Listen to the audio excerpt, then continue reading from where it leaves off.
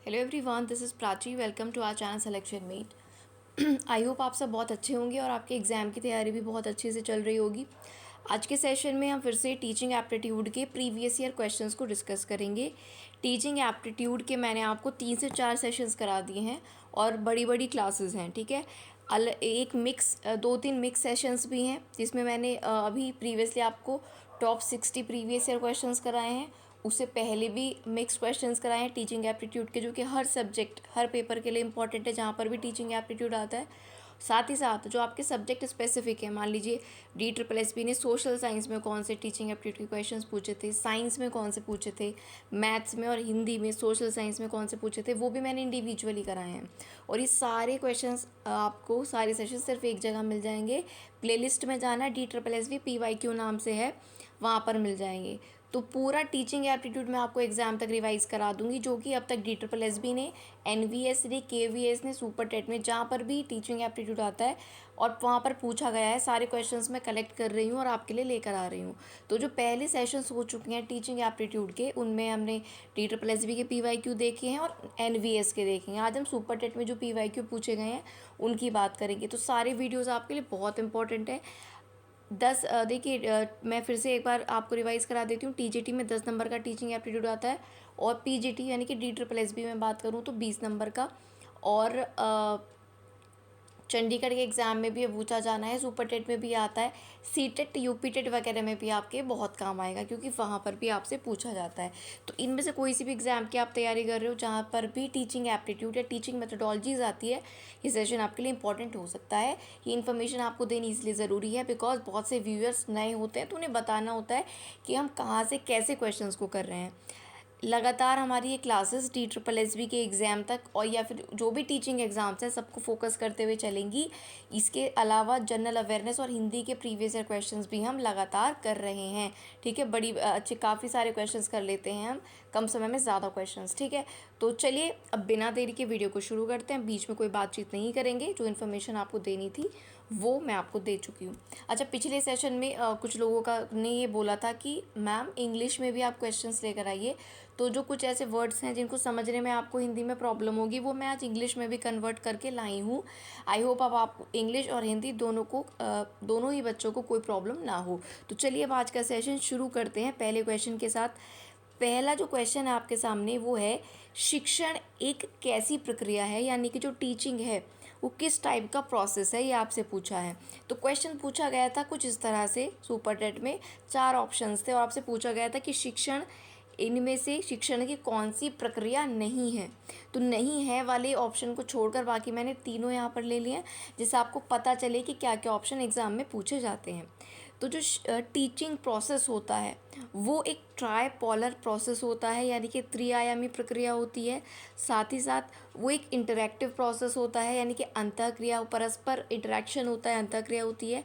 साथ ही साथ एक इफ़ेक्ट डायरेक्टेड प्रक्रिया है। Effect, teaching is a effect directed process. ये एक प्रभाव निर्देशित प्रक्रिया है, ठीक है। प्रभाव के द्वारा चेंजेस लाने का प्रयास किया जाता है। तो ये आपका पहला क्वेश्चन यहाँ पर हो जाता है। आई होप आपको ये क्लियर हो गया होगा पहला सवाल। दूसरे पर आ जाते हैं। दूसरा जो क्वेश्चन है उसमें आपसे पूछ रहा है, उद्दीपन अनुक्रिया, जिसको स्टिमुलस रिस्पॉन्स हम बोलते हैं, तो इस सिद्धांत का प्रतिपादन किसने किया था। बेसिकली तो ये सवाल आपका CDP से ही डायरेक्टली बिलोंग करता है, ठीक है। हो सकता है 1-2 क्वेश्चन आपको CDP के भी मिल जाएं इसमें, ठीक। तो ये इंपॉर्टेंट क्वेश्चन है, काफ़ी इंपॉर्टेंट सवाल है ये। तो जो उद्दीपन अनुक्रिया सिद्धांत है, स्टिमुलस रिस्पॉन्स थियरी है, ये थॉर्नडाइक द्वारा दी गई थी। बहुत ज़्यादा इंपॉर्टेंट सवाल है, ये बहुत बेसिक क्वेश्चन है, लेकिन पूछे जाने की भी उतनी ही ज़्यादा प्रोबेबिलिटी है। तो अब ये याद रखेंगे आप, कभी इसको मत भूलना कि जो उद्दीपन अनुक्रिया सिद्धांत था वो थॉर्नडाइक ने दिया था, यानी कि स्टिमुलस रिस्पॉन्स थ्योरी। क्लियर हो गई इतनी बात। बढ़ते हैं अब अगले क्वेश्चंस पर। अगला है, यह है किसने कहा कि जो नवाचार होता है, इनोवेशन, वो एक ऐसा विचार है जिसे व्यक्ति द्वारा नया माना जाता है, जिसे व्यक्ति द्वारा नया माना जाता है। ऐसा बोला EM रोजर्स ने, ठीक है। तो कुछ ऐसे स्टेटमेंट वाले क्वेश्चंस भी आपके पास आते हैं। तो इनोवेशन या नवाचार पढ़ने और पढ़ाने का एक नया तरीका है, ठीक है। और ये ऐसा तरीका है जिसे व्यक्ति द्वारा नया माना जाता है, ये इनोवेटिव है, कुछ नया है। ये शब्द थे EM रोजर्स के। ऐसा किसने बोला? EM रोजर्स ने बोला। क्लियर है इतनी बात? अगले क्वेश्चन पर बढ़ते हैं। पूर्ण शून्य मौजूद होता है कहाँ पर? Absolute zero. एब्सोल्यूट ज़ीरो जो होता है ये रेशो स्केल में प्रेजेंट होता है, यानी कि अनुपात स्केल में। पूर्ण शून्य कहाँ पर मौजूद होता है? अनुपात स्केल में, यानी एब्सोल्यूट ज़ीरो आपका रेशो स्केल में प्रेजेंट होता है। अगला सवाल आपके सामने है, एनसीईआरटी द्वारा एनसीएफ की रूपरेखा कब पेश की गई थी? तो एनसीईआरटी ने एनसीएफ, ठीक है, नेशनल करिकुलम फ्रेमवर्क की जो एक रूपरेखा थी, स्ट्रक्चर था, वो 2005 में पेश किया था। और ये आपका बहुत ही इंपॉर्टेंट क्वेश्चन है, वेरी इंपॉर्टेंट, ठीक है। एनसीईआरटी ने एनसीएफ की रूपरेखा पेश की थी, पहला सवाल। दूसरा आपका मतलब एक क्लियर हो गया पॉइंट। दूसरा कब की थी? 2005 में, ठीक है, हो गई थी बात। बढ़ते हैं अगले क्वेश्चन पर। अगला है, एक स्टेटमेंट है, शैक्षिक प्रशासन उपयुक्त शिक्षक द्वारा प्रयुक्त छात्र को उचित शिक्षा प्रदान करता है, जिसके द्वारा वे उपलब्ध अधिकतम संसाधनों का उपयोग करके सर्वश्रेष्ठ बनने में सक्षम हो सकते हैं। और ये स्टेटमेंट दिया था एस.एन. मुखर्जी जी ने। ये स्टेटमेंट किसने दिया था? एस.एन. मुखर्जी जी ने। अब ये जो पीडीएफ है कहाँ मिलेगी आपको रिवीजन के लिए? मैं आपको बताऊंगी वीडियो के एंड में, ठीक है। तो ये सवाल याद रख लेना। स्टेटमेंट एक बार फिर से हम देख लेते हैं। स्टेटमेंट क्या है? शैक्षिक प्रशासन उपयुक्त शिक्षक द्वारा प्रयुक्त छात्र को उचित शिक्षा प्रदान करता है, ठीक है, जिसके द्वारा वे उपलब्ध अधिकतम संसाधनों का यूज़ करके सर्वश्रेष्ठ बन सकते हैं, ठीक है। और ये एस.एन. मुखर्जी जी ने बोला है। अगला सवाल है, परिचय कौशल का मुख्य घटक यानी कि एलिमेंट क्या है? परिचय कौशल यानी कि इंट्रोडक्शन स्किल का जो मेन आपका कंपोनेंट है वो क्या है, होता है? तो इंट्रोडक्शन स्किल का मेन घटक आपका होता है पूर्व ज्ञान, यानी कि प्रीवियस नॉलेज या प्रायर नॉलेज। तो ये जो परिचय कौशल है, ये इस यूज़ जो है टीचर करते हैं किसी भी पार्ट, किसी भी लेसन या चैप्टर को शुरू करने से पहले।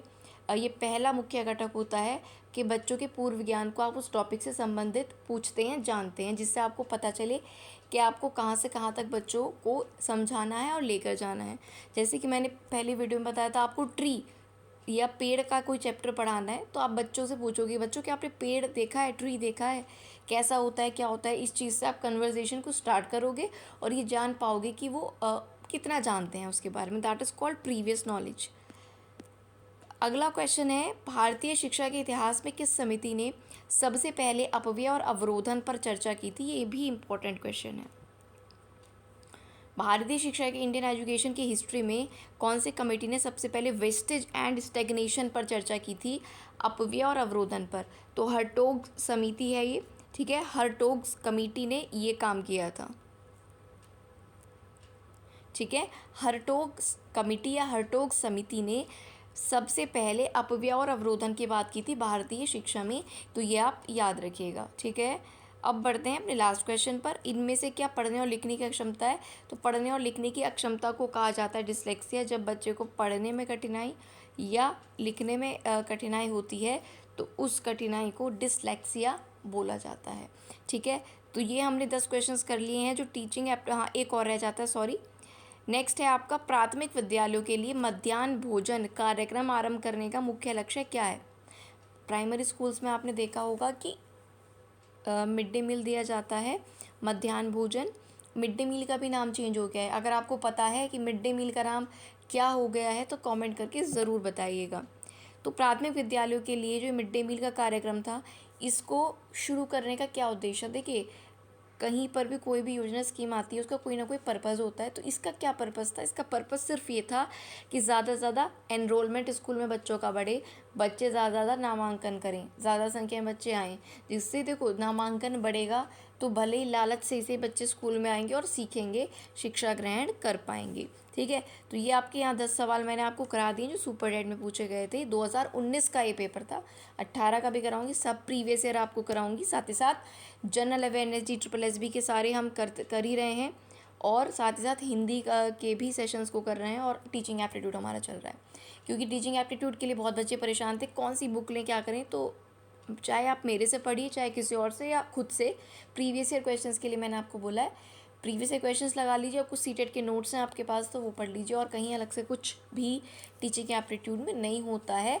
और 10 में से आपके 2 या 3 क्वेश्चन कुछ अलग से भी आ जाते हैं, GS के पोर्शन से भी, लाइक जनगणना से भी इसमें क्वेश्चन पूछ लिया जाता है। तो आप इसमें सब क्वेश्चंस तो कवर नहीं कर पाओगे, लेकिन मैक्सिमम करने के लिए प्रीवियस ईयर क्वेश्चंस को आप कवर करिए। वीडियो अगर आपके काम आया है, कुछ भी आपको हेल्प मिली है, तो वीडियो को लाइक ज़रूर कर देना जाने से पहले। चैनल को हमारे आप सब्सक्राइब करके बेल आइकन प्रेस कर सकते हैं यदि आप आगे हमारे आपको वीडियोस अच्छे लगते हैं और आगे भी आप हमारे साथ बना रहना चाहते हैं एग्ज़ाम की तैयारी के लिए, ठीक है। तो यहाँ पर आप चैनल को सब्सक्राइब ज़रूर कर लीजिए। और अगर आपके भी फ्रेंड्स किसी भी टीचिंग एग्ज़ाम की प्रिपरेशन कर रहे हैं तो मेरी आपसे ये रिक्वेस्ट है कि अगर कुछ भी आपको वीडियो में अच्छा लगा है तो इस वीडियो को ज़रूर अपने दोस्तों के साथ आप शेयर करें। ये पीडीएफ आपको मिलेगी मेरे टेलीग्राम चैनल पर, पहली वाली पीडीएफ्स भी मिल जाएंगी, उसका लिंक है डिस्क्रिप्शन में। और मैंने आपको बता दिया टेलीग्राम पर आपको ये पीडीएफ मिल जाएगी, साथ ही साथ प्लेलिस्ट में जाना, वहाँ पर DSSV PYQ नाम से प्लेलिस्ट है। ऑलराइट, वहाँ पर जाना, आपको जितने मैंने प्रीवियस ईयर पेपर कराए टीचिंग एप्टीट्यूड के हों या हिंदी या फिर जनरल अवेयरनेस के हों, सब मैंने आपको कराए हैं, तो वो जाकर आप ज़रूर देख लीजिएगा। तो आज की वीडियो में फिर इतना ही रखते हैं, नेक्स्ट वीडियो में जल्दी मिलेंगे बहुत अच्छे से और इम्पॉर्टेंट कंटेंट के साथ। तब तक के लिए पढ़ते रहिए। Thank you so much.